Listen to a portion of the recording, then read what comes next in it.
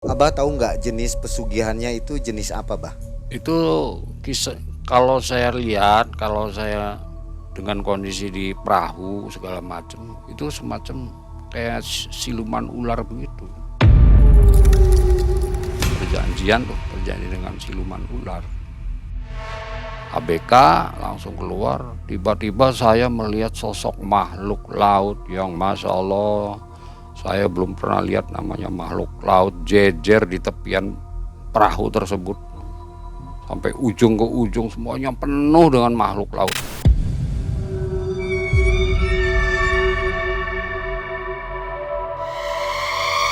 Saya itu dengan sisa uang 20.000. Saya itu peluk anak saya itu nangis itu. Kamu pegang uang berapa? Ini Pak, ya ada 130. Kamu udah makan belum? Belum Pak. Saya jalan tuh dari Pelabuhan Benoa tuh. Cuma dalam hati saya, ya Allah, saya tuh mau pulang ke Cirebon, ya Allah. Menjadi ABK di kapal ikan merupakan pekerjaan yang menjanjikan. Iming-iming gaji yang besar membuat orang rela pergi mengarungi lautan. Namun terkadang kenyataan tak seindah yang dibayangkan. Dari kapal yang sering terkena musibah hingga nyawa yang menjadi taruhan untuk dijadikan tumbal pesugihan. Kisah nyata ini akan dibeberkan oleh Abah Ibrahim. Assalamualaikum warahmatullahi wabarakatuh. Apa kabar Abah Ibrahim? Alhamdulillah, baik, sehat. Terima kasih sudah mau berkisah kembali di Malam Mencekam. Masih di bengkel, Bah, ngoprek-ngoprek motor, menjadi montir motor. Ya biasa begitulah aktivitas keseharian. Abah waktu itu sempat menjadi seorang nelayan, Bah, ya. Gimana katanya sempat mau ditumbalkan? Iya, Ngeri juga ya. Itu di daerah mana, Bah? waktu itu di Bali lah, jadi mancing longland itu di kapal. Baik, Sobat Malam Mencekam, kita akan simak kisah dari Abah Ibrahim yang tentunya akan memberi manfaat dan menambah info tentang dunia gaib. Silakan, Bah.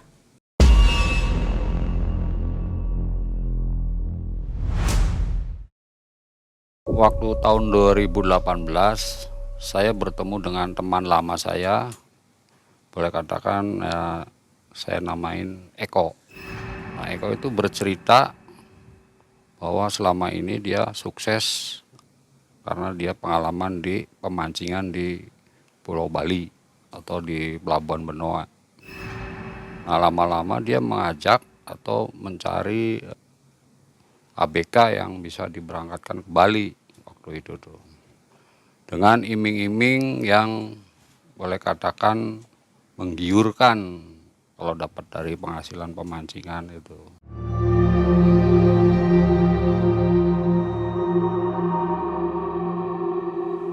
Nah, pada awalnya saya diberitahu bahwa untuk ke sana masalah biaya transportasi atau uang makan segala macam gratis, tidak dipungut apapun.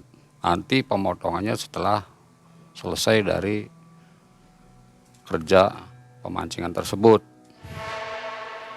Setelah kumpul, nah pikir saya di rumah juga lagi nggak stabil, jadi saya putuskan untuk cobalah mencari rezeki lain.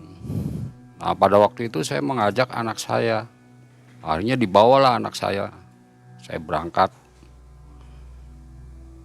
Dari sore saya tungguin, ternyata dari keputusan sana belum ada tiket atau belum datang jemputan dari Bali.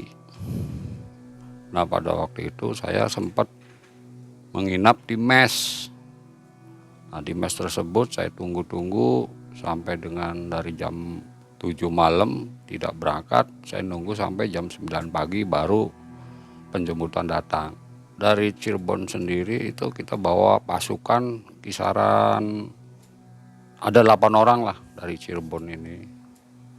Dijanjikan di situ saya berkecimpung di pemancingan cumi awalnya.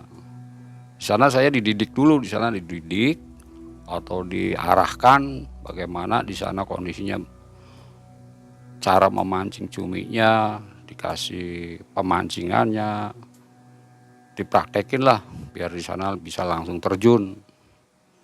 Akhirnya kita berangkat naik bus dari Cirebon. Dari Cirebon itu kisaran nyampe ke Bali itu 28 jam dalam perjalanan. Tapi dalam hati saya ini ragu, karena dari semua orang ini sama sekali tidak punya bekal, tidak mengantongin uang saku seperak pun. Bagaimana nanti kalau nyampe di sana? Udah tenang aja, masalah konsumsi segala macam nanti ada jaminan dari sana. Akhirnya saya nyampe lah di Bali. Coba nyampe di Benoa tersebut, saya di sana ditelantarkan selama kurang lebih 3 hari. 3 hari itu. Awalnya harus mancing cumi, akhirnya pindah. Katanya nggak ada pemberangkatan untuk kapal cumi. Akhirnya pindah lagi di jaring, kapal jaring, sudah dipersiapkan segala macam. Nah, dari situlah timbul pertanyaan, datang ke sini seolah-olah dipermainkan kan gitu. Akhirnya saya protes ke agen, ini bagaimana kepastiannya? Saya berangkat atau enggak? Timbul rasa curiga bahwa saya ini bakal dijual yang kira-kira di sana yang membutuhkan.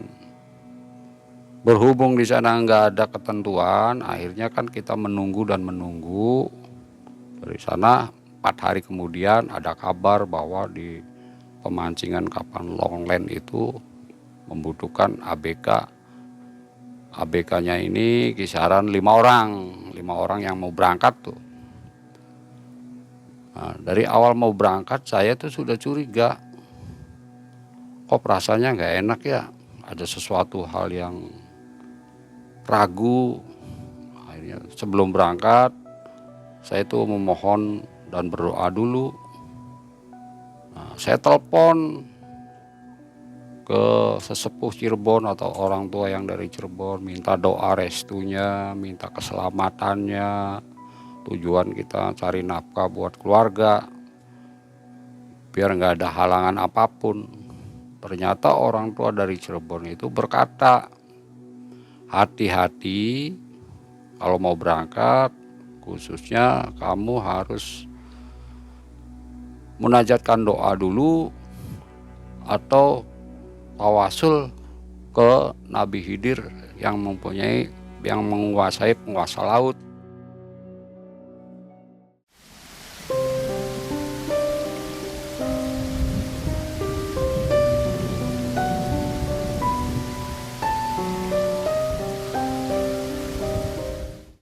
Nah, dari petunjuk sesepuh tersebut saya laksanakan sebelum berangkat.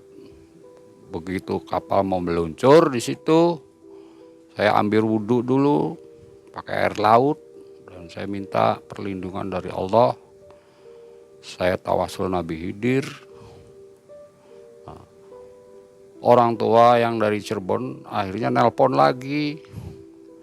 Itu jangan lupa kamu bawakan tasbih yang dari saya, bilangnya gitu. Oh iya bah. Nah, orang tua tuh merasa khawatir. Kalau di tengah laut itu jangan lepas selalu zikir apapun yang kamu ingat. Katanya begitu. Dalam pemberangkatan tersebut, saya udah segala macam berdoa, memunajatkan doa, minta keselamatan. Kisaran jarak antara 4 kilo atau 5 kilometer itu ada suatu kejadian yang sangat mengerikan. Tiba-tiba kapal itu nabrak sebuah batu karang. Awalnya kita ngasih tahu, Kep, itu awas ada pulau. Bukan, itu bukan pulau. Itu mega katanya gitu. Sekumpulan mega. Bukan, Kep, itu pulau.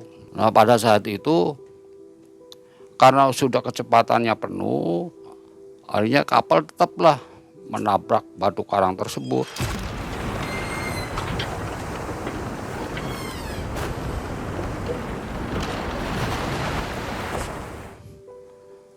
Disitulah kejadian awal, baru awal berangkat. Karena pikiran saya awal menunjukkan akhir di situ. Wah, jangan-jangan ada apa-apa nih. Nah, dalam perjalanan tersebut, karena kita orang darat masuk ke daerah laut, itu belum pernah namanya adaptasi. Yang kita rasakan di situ hanya mual muntah. Habis isi perut selama 7 hari nggak bisa ngapa-ngapain. Udah nggak ada asupan energi, ibaratnya nggak ada asupan makanan buat energi saya, sedangkan gelombang lautnya sudah mulai naik, terombang-ambing, tidur nggak bisa tidur, karena nggak terbiasa, kita orang darat. Tidur ke kanan, ombak ke kiri, kebanting, sedangkan ruang sempit, tumpuk semua ABK kumpul dari situ jadi satu dengan karung beras, persediaan makanan segala macam jadi satu kamar. Ada yang di atas, ya kisaran jaraknya antara 4x4 persegi tapi tingkat lah di situ. Nah, kurun waktu sudah 7 hari barulah asupan makanan mulai masuk. Ya bisa nasi sedikit, nanti lagi seminggu. Nah, tiba-tiba kapten tuh menyarankan, kamu mau sembuh nggak? Kalau kamu mau sembuh, mandi, terus jemur di atas kapal. Kalau kamu udah ngerasa enak, baru kamu turun. Itu yang saya lakukan, pagi-pagi jemur, naik lagi, udah ngerasa enak, baru. Nah, menjelang ke 10 harinya baru sembuh, baru stabil, mulailah kita di situ aktivitas. Nah, kebetulan di situ tekongnya orang Chinese. Saya disuruh orang Chinese tersebut sama kapten, doa dulu ke atas, saya bilang gitu. Saya ambil hio, tapi bukan ritual macam-macam ya, tetap hio, tapi saya dalam hati selalu memanjatkan doa dengan kepercayaan saya sendiri. Minta semua kru kapal diselamatkan, semoga dengan hasil yang baik. Nah, begitu mau start pancing ini mau dilempar, kapten menjanjikan, nih kawan-kawan katanya, semua ABK kumpul. Kita ditargetkan perusahaan itu dalam 3 bulan harus bisa mendapatkan ikan 60 ton, bilangnya begitu. Nanti kalian dikasih upah 1 ton itu 250.000. Dengan iming-iming tersebut akhirnya timbul semangat. Kalau ia tercapai dalam waktu 3 bulan, per tonnya 250.000 dikali 60, wah udah kebayang nih hitungan saya nih. Cukuplah untuk bekal nanti pulang, mikirnya gitu. Akhirnya mancing awal. Nah, kebetulan saya itu dikasih sama saudara saya. Kamu kalau mau mancing, nih bawa batu getah kapilayu. Untung saya ingat, akhirnya saya keluarin dari tas. Batu dipakai, langsung saya tebar tuh ikan umpan tuh, pakai ikan bandeng hidup. Kisaran tebar ikan dari jam 2 siang, selesai itu jam 9 malam. Kisaran ada 1.000 umpan yang ditebar. Nah, begitu jam 4 sore, itu baru kita ambil karena udah dikasih sinyal, oh posisi pancing ada di mana nih, saya ambil dulu. Akhirnya diambil. Begitu diambil, saya begitu kaget. Awal pertama lihat ikan itu, waduh, Masya Allah, namanya besarnya. Ikan tuna aja satu kisaran 90 antara 80 kilo satu. Sedangkan waktu itu begitu awal narik itu dapat kecilnya lah kisaran 200-an. Waduh, ekstrim sekali gitu nariknya aja. Kita mau ngangkat ikan satu aja nih harus pakai ganco 7 orang masukin ke kapal tuh. Lihat lagi dapat ikan marlin yang bisa terbang kayak gimana. Tarikan ikan gede sampai ngerasain tarikan ikan gede tuh kayak gimana. Karena awalnya saya senang mancing, jadi saya terperanjat, waduh ikan di luar Jawa ini kayak gini. Bapaknya ikan, biangnya ikan. Nah dari situ si kapal tersebut mogok nih. Ternyata diperiksa koplingnya itu patah. Jadi bagaimana untung ada mesin kedua, akhirnya dipindah. Tapi dengan dipindah tersebut butuh proses kisaran 1 hari. Karena berat dan posisinya sempit, harus diderek, harus dipindahin ke mesin baru. Ini digeser, ini dimasukin dengan posisi terombang-ambing, jadi kan agak susah. Benar-benar itu jiwa namanya Popeye itu luar biasa. Nah, akhirnya jadilah kapal nih sampai kayak semula lagi. Nah, si kapten ini merasa ada suatu kecurigaan terhadap diri saya tuh.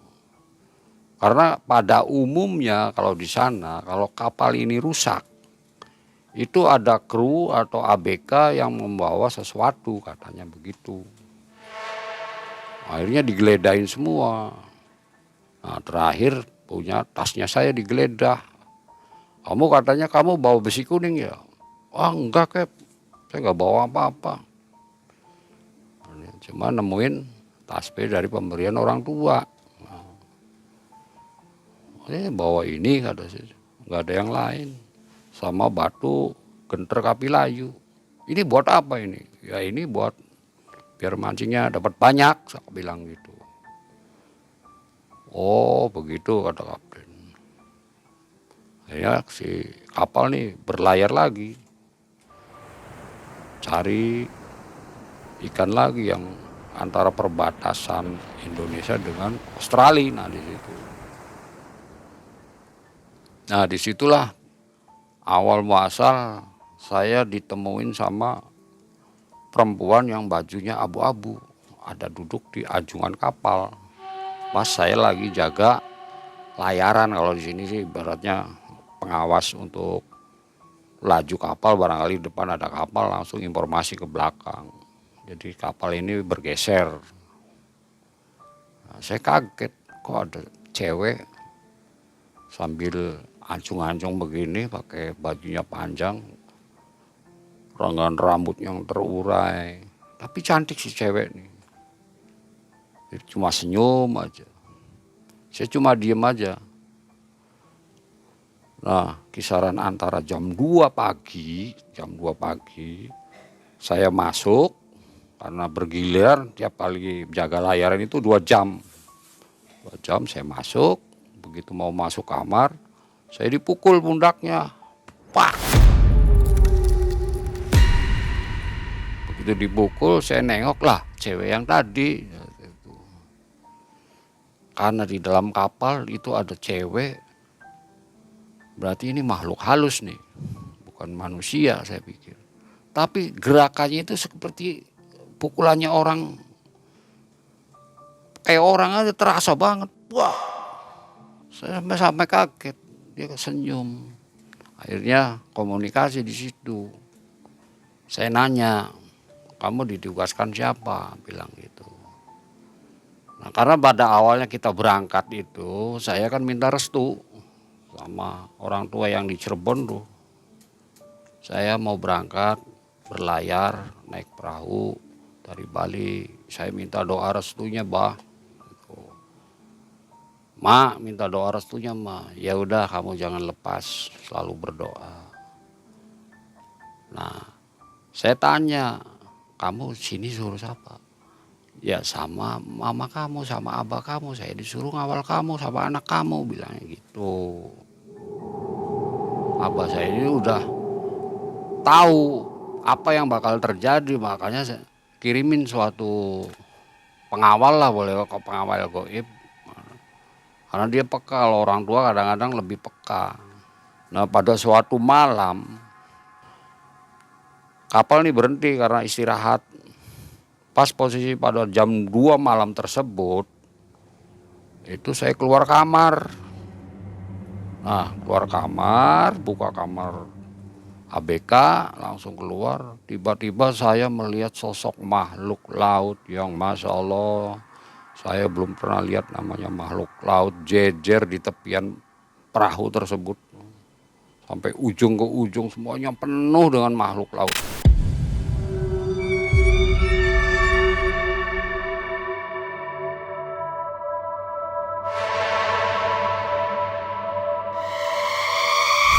Siluman-silumannya yang sangat mengerikan, itu gigi taringnya kayak ikan, mukanya, sisiknya, baunya udah amis gitu. Terus berlendir, ada yang ada taringnya segala macem. Nah dari situ karena rasa saya takut, akhirnya ada aqua, terpaksa buat buang air kecil, saya masukin botol. Nah, tiba-tiba teman ABK saya ini pagi-pagi saya lupa buang, akhirnya dia protes, akhirnya saya diancam sama ABK dari daerah Tegal atau Pekalongan itu. Saya disudutkan di tembok, saya mau dipukulin ceritanya tuh. Udah, terus begitu mau dipukulin, saya nggak cerita bahwa saya itu kenapa, alasannya saya buang air kecil ini di dalam aqua karena malam saya rasa ketakutan.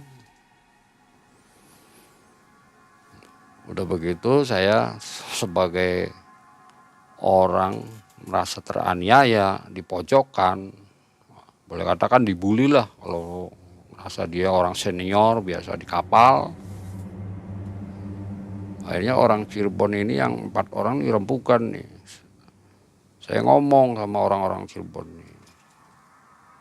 Kebetulan di kru saya ini ada 4 orang. Ya udah, kalau ada apa-apa dengan Babe, saya duluan, kata yang anak Cirebon yang mudanya ini. Mau tahu aja saya mau gimana.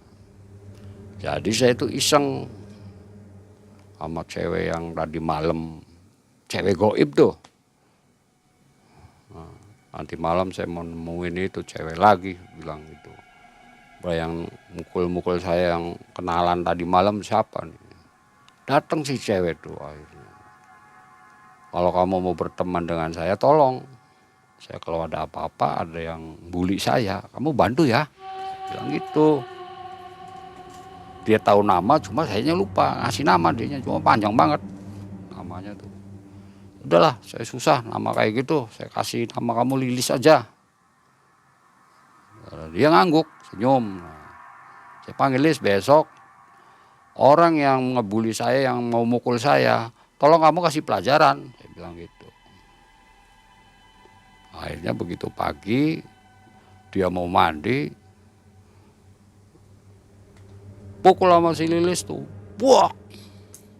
Akhirnya jatuhlah si itu tuh, jatuh, akhirnya meriang. Aduh, saya ini lihat-lihat kasihan juga nih. Sudah seharian dia nggak kerja, dia nggak bantuin, sedangkan dia orang senior. Saya juga ngerugi nih kalau dia aja nggak bisa kerja. Kerjaannya tambah numpuk pikirnya gitu. Ya dengan besaran hati saya deketin, akhirnya diminta maaf. Maafin saya, iya sama-sama.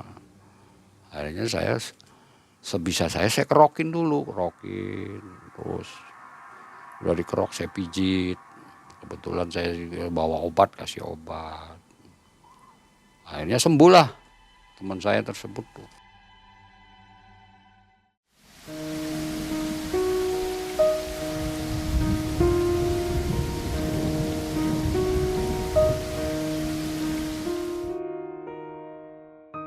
Nah, dengan waktu yang begitu hampir 1 bulan, si perahu ini hampir penuh. Alhamdulillah karena pendapatan dari mancing tersebut hasilnya sangat memuaskan. Tambah banyak, kisaran sudah pencapaian antara 40 ton lebih. Itu balka yang 13 di ruang itu udah penuh, tinggal 3 balka lagi yang belum terisi. Nah, akhirnya dari perahu lain itu ada informasi bahwa harus dipindahkan katanya. Ini karena terlalu penuh.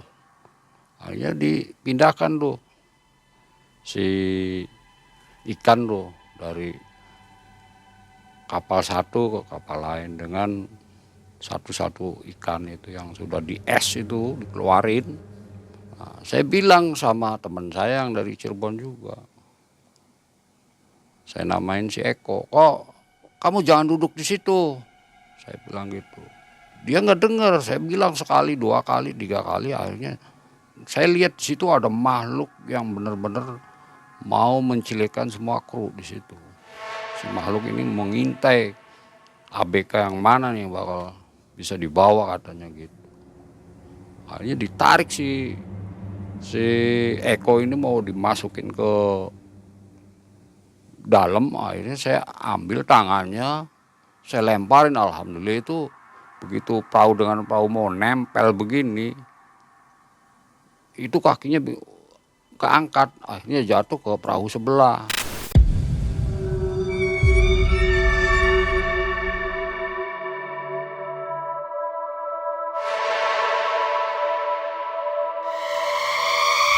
Disitulah setelah tanya-tanya si Eko ini ternyata anaknya orang berada. Kenapa kamu tuh? Emang dulu dari Cirebon aja setelah kejadian baru kita saling terbuka di situ. Rasa terima kasih sekali begini akhirnya. Dan akhirnya setelah kejadian tersebut semua tim tuh merasa satu tim yang solid lah carikan.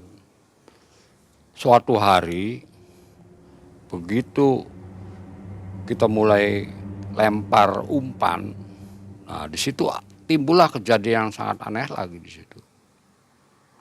Nah, teman saya itu biasa lempar ikan begini sambil pancingnya dilempar satu-satu.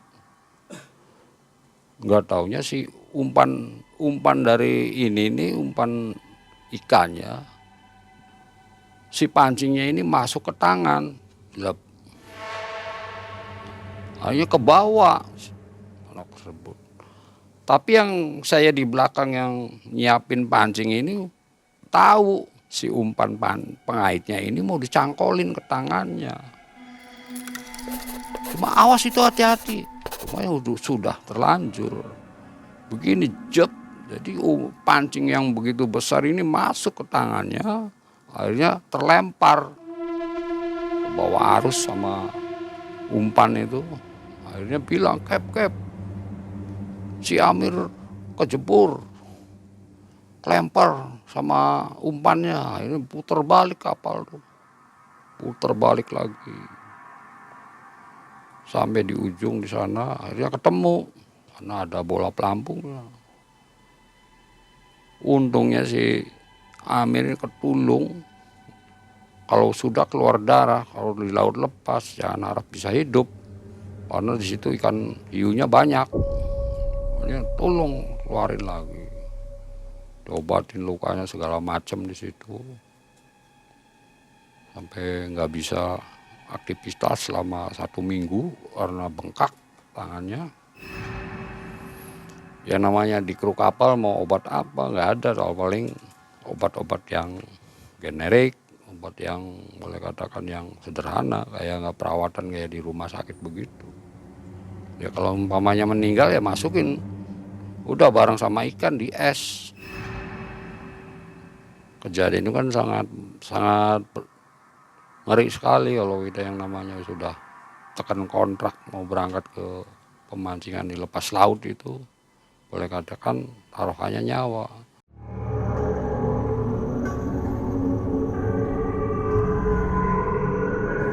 Kalau gaji waktu itu tahun 2018 ya kisaran per hari itu kisaran 70-an atau 80.000 lah per ABK tuh. Tapi nggak seberapa dengan taruhan tersebut kalau kita di tengah laut. Kira-kira nyawa tuh nggak sangat berharga.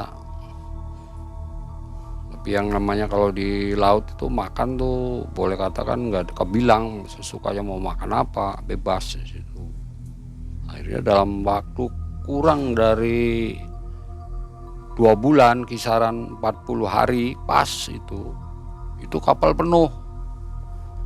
Kita melebihi target karena di situ dapat 80 ton lebih. Karena udah nggak muat, nah kita nih pulang ceritanya. Nah dalam perjalanan tersebut juga banyak kejadian-kejadian janggal di situ. Sinyal kapal kadang-kadang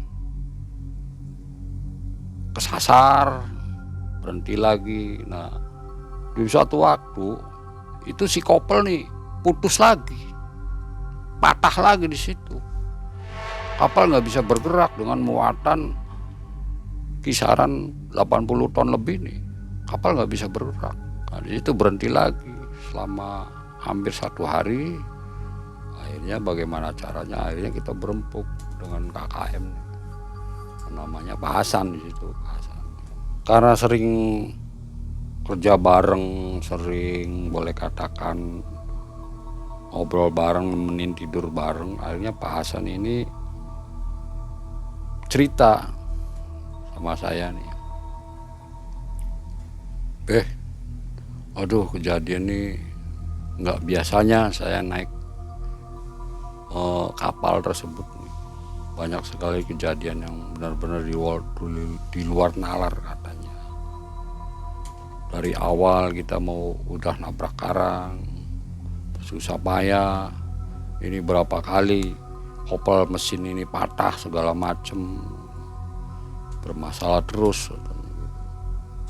Tapi ya dibalik itu katanya hasil hari ini pemancingan kita udah melebihi kapasitas atau melebihi target yang tadinya 60 ton dapat 80 ton. Dalam obrolan tersebut saya mau nanya, Pak Hasan punya cita-cita mau jadi apa? Saya mau jadi kapten bilangnya gitu. Nah seketika itu dengan obrolan itu saya ngomong ke Pak Hasan antara sadar dan tidak sadar, besok Pak Hasan bakal dipromosiin ke kapal satunya, jadi tekong, jadi kapten saya bilang gitu. Oh yang bener Be, ya bukannya ngaminin kata saya itu, malah ngomongnya kayak gitu. Ya udah amin ya amin. Nah, akhirnya malam selama betulin kapal tuh kita ngobrol bareng karena nggak bisa ngapa-ngapain. Akhirnya ngobrol gimana caranya Bea kapal ini kira-kira bisa pulang dengan kondisi koplingnya patah. Ya udah bagaimana kalau dilas aja itu bilang.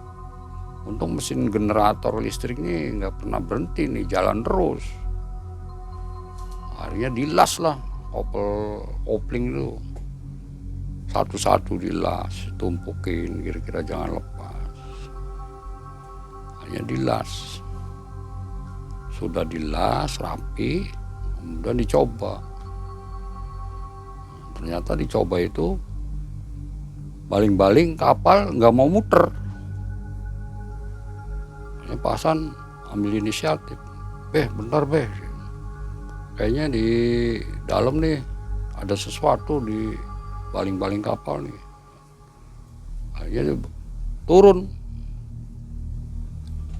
Dia nyelam pakai ini kompresor, pakai selang, bawa pisau.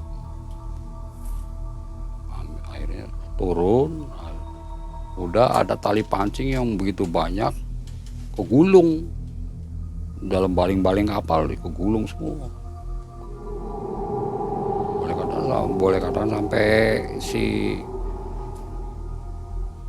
ini nggak bisa gerak ya, ini nih masalahnya. Akhirnya keluar tuh yang bermasalah itu, tali pancing yang begitu banyak, akhirnya dibuang, dikeluarin, kita coba lagi, akhirnya nyala. Nah dari situlah awalnya, akhirnya kita itu digeledah lagi. Ini nih gara-garanya ada yang bawa sesuatu katanya, diinterogasi. Oh je, akhirnya ada sesuatu orang yang benar-benar bikin kita ricuh. Akhirnya mau berantem lagi di situ. Ya dipisahkan, karena rokok kalau namanya di kapal itu rokok nomor 1 dengan air putih itu. Kalau rokoknya hilang udah jadi berantem. Akhirnya dibuka nggak ada, rokoknya hilang. Akhirnya damai, akhirnya selesai. Nah begitu malamnya yang nyuri rokok ini kerasukan di situ. Kerasukan, akhirnya ngerasa dia tuh gagal untuk mendapatkan sesuatu dari ocehannya si yang kerasukan ini nih, sampai begini-begini nih, ambil melotot-melotot. Kerasukan bahwa gara-gara kamu semuanya jadi berantakan, gara-gara kamu saya nggak dapat tumbal hari ini, bilangnya begitu.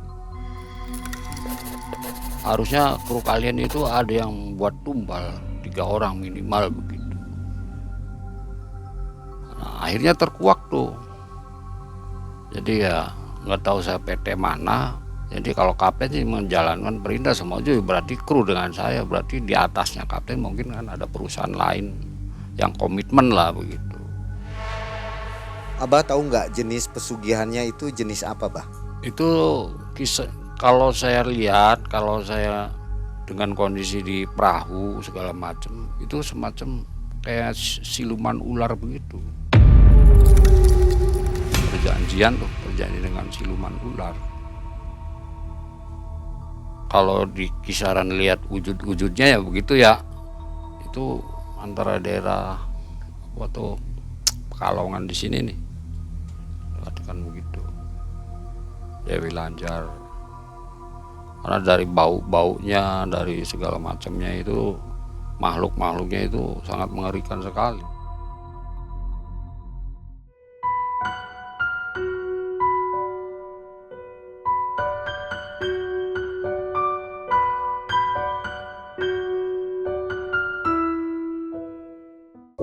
Nah ini pulang dari sana, sampai ke Benoa, saya merasa sujud syukur karena nggak ada musibah apapun di situ.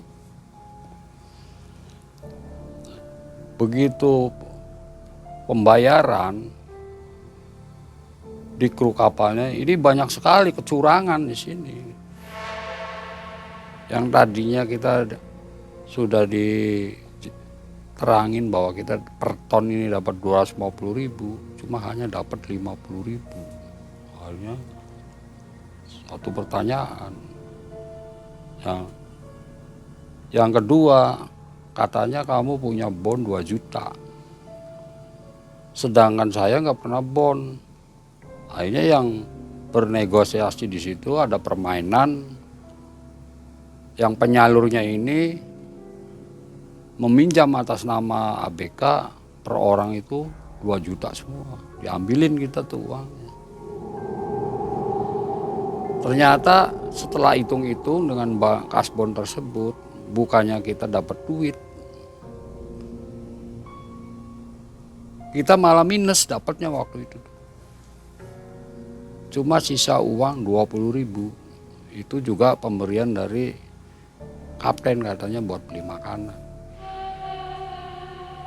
Minusnya 300 ribuan lah minus. Kalau di global dengan pinjaman, dengan pendapatan, itu harusnya kita bawa uang tuh kisaran 4,5 juta. Tapi di situ kenyataannya beda. ternyata telah dihitung katanya ada pemotongan. Nah, apalagi sekarang katanya dikasih, kamu ambil jas hujan kan, jas hujan itu kan fasilitas katanya, itu fasilitas untuk kita di laut, kenapa harus dipotong 300.000? Saya nggak pinjam jas hujan, kenapa dihitung? Nah, akhirnya ribut di situ. Nah, akhirnya si KTP ini disandra karena si pihak agensi di sana itu sebagai jaminan adalah KTP. Disarankan lagi kita nih jangan bisa pulang, dimanfaatin lagi kita, nanti kita tuh bakal dijual lagi ke kapal yang mana gitu tuh. Nah, ini si tekongnya kan boleh katakan, saya punya ABK nih berapa, nah per orang dapat fee.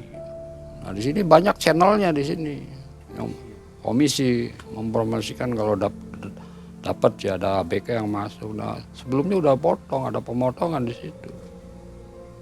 Ya buktinya aja nggak sepengetahuan ABK sendiri udah ada pemotongan 2 juta. Uangnya dikemanain? Berarti kan antara perusahaan dengan si calonnya ini udah komitmen, ini bilang aja uang transportasi dia dari luar kota. Saya tuh dengan uang sisa uang 20.000, saya tuh peluk anak saya tuh nangis itu.